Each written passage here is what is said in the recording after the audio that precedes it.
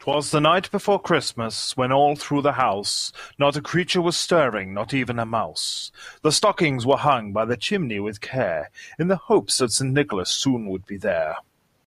The children were nestled all snug in their beds, while visions of sugar plums danced in their heads, and Mamma in a kerchief and I in my cap had just settled our brains for a long winter's nap.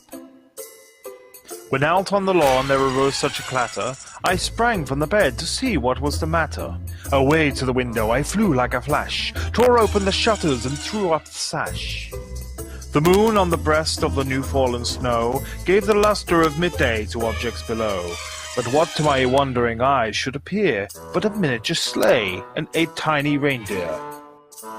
With a little old driver so lively and quick, I knew in a moment it must be St. Nick.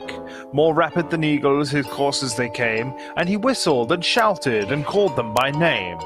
Now Dasher, now Dancer, now Prancer and Vixen, on Comet, on Cupid, on Donner and Blitzen, to the top of the porch, to the top of the wall, now dash away, dash away, dash away all.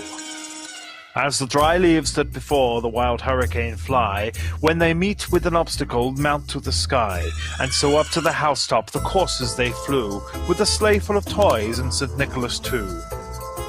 And then in a twinkling I heard on the roof the prancing and pawing of each little hoof. As I drew in my head and was turning around, down the chimney St. Nicholas came with a bound. He was dressed all in fur from his head to his foot, and his clothes were all tarnished with ashes and soot. A bundle of toys he had flung on his back, and he looked like a peddler just opening his pack. His eyes, how they twinkled, his dimples so merry. His cheeks were like roses, his nose like a cherry. His droll little mouth was drawn up like a bow, and the beard of his chin was as white as the snow. The stump of a pipe he held tight in his teeth, and the smoke it encircled his head like a wreath. He had a broad face and a round little belly that shook when he laughed like a bowl full of jelly. He was chubby and plump, a right jolly old elf, and I laughed when I saw him in spite of myself. A wink of his eye and a twist of his head soon gave me to know I had nothing to dread. He spoke not a word, but went straight to his work, and filled all the stockings, then turned with a jerk, and laying his finger aside of his nose, and giving a nod, up the chimney he rose. He sprang to his sleigh, to his team gave a whistle, and away they all flew like the down of a thistle.